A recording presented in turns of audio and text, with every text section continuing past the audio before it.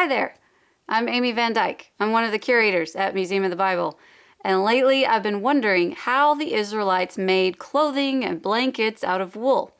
So I thought we should go talk to my first century friend, Shoshana. She knows way more about this than I do. So let's go talk to her.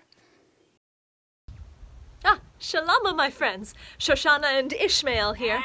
We were just enjoying the beautiful weather outside. You know, if we were back in our hometown of Nazareth, if this plague were not going on, we would be enjoying some warmer days right about now, and Ishmael's coat would be getting very, very long and thick, and he would be very, very hot. So we'd have to shear him and all of the rest of the sheep soon so that they can have a much shorter coat for the hot, dry season. Perhaps you're wondering, how do we shear our sheep? Well, first, their wool is very, very valuable to us.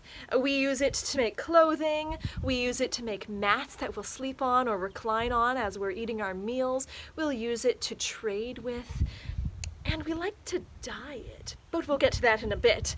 Now first, we'll have to take something called shearing scissors, and these we'll use to cut the wool off of sheep like Ishmael.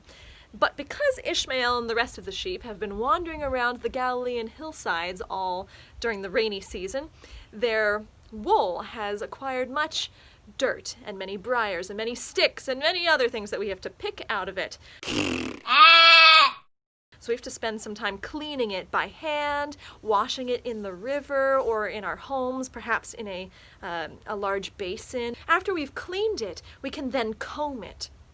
And so we'll use a wooden comb usually to comb through the wool. Then we can spin it.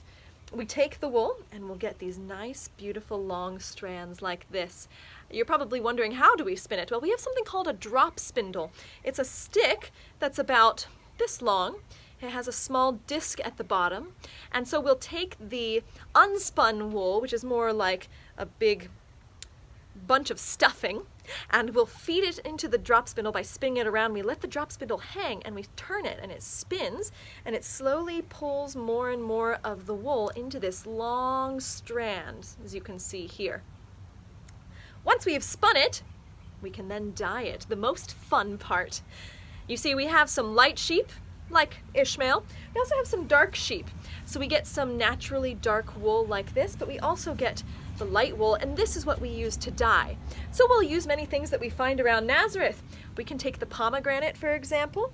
We can break it open and get the many, many seeds and use them to dye a kind of dark pink or dark red. We can also use the flower of the pomegranate to get this light pink color. And the rind we can use to get this light yellow orange color. Very, very beautiful. We can also use many things that we find in the hillside around us. There's something called woad powder that we get from the woad flower. Once we grind it up very fine, we can use that to dye a light or dark blue, dark rich blue. We can also use something called madder root. It's a stick like this long. We can grind it up into a fine red powder, and then we use that to dye our garments a dark red color. We can also trade for many things in the markets, like sephirus. We can trade for different minerals or things or other dyes that will give us greens, light blues, other colors like this. And we can even dye a purple color. Now, purple is very, very rich, very expensive. It's very beautiful as well. What do you think purple comes from? I'll give you a moment to think. If you guessed a flower, it's not correct. We also don't use any sort of fruit or vegetable or mineral to dye this purple color.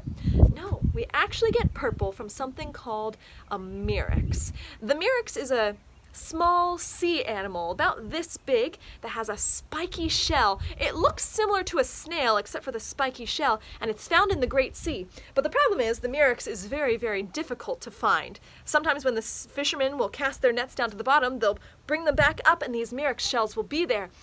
But it takes hundreds, even thousands of murex shells to get a nice, rich purple color. And because they're so hard to find, purple is very, very expensive. So who do you think wears purple? people with high status and lots of money, and they'll wear an entire garment of purple to tell you that they have lots of money. Now, the way that we dye is we'll boil some water. We'll take something like the crushed up murex, or the ground up pomegranate rind, or the woad powder, the madder root. We'll put that in the water as well. And then we'll take this white wool and we'll drop it in there. And we'll let it seep into the wool for a long time. Then we have to take it out of the water once it's finished seeping and let it dry in the sun. And then at that point, we have colored wool. Now, I was actually thinking of going and weaving something right now. Would you like to see how we do it? Wonderful. Come on, Ishmael.